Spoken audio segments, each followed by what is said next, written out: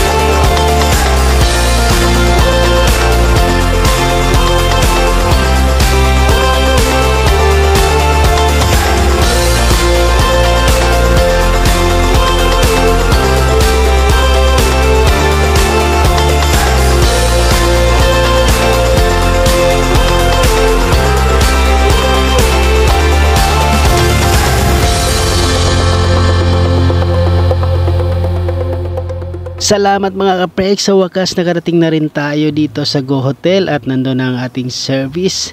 At ngayon kami ay papasok na. At nandito na tayo sa loob. Dito kami mag-i-stay ng mga ilang araw. So nandito nga, ito nga yung hotel nila. Ang pangalan, gohotels.ph Ortega Center. Sa mga nais at gustong mag-book ay bisitahin lamang po ang kanilang page. Ayan, nandito na kami sa loob ng elevator at kami ay pupunta ng second floor. At nandito na nga tayo sa second floor. Kung makikita natin, napaganda na hotel na ito. At ang daming room, no? At kami ngayon ay papasok na.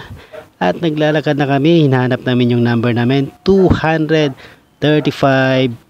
Ayan, oh. Ito yung room namin. So, ito yung card na ginagamit namin. I-scan lamang yan para ma-open yung door. At nandito na nga tayo sa loob ng room. May dalawang bedroom. Ayan, may television.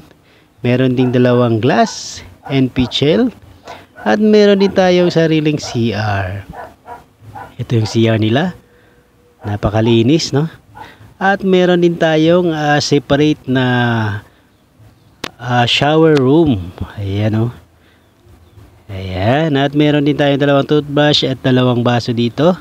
At lababo dahil alam nila na dalawang tao ang darating. At nandito nga, ito nga yung loob mismo ng kwarto namin. Ito yung room. Ayan. At meron din tayong telepon sa mga nais mag-call. Ayan, maraming salamat. Thank you. Shout out sa iyo, Kaprex.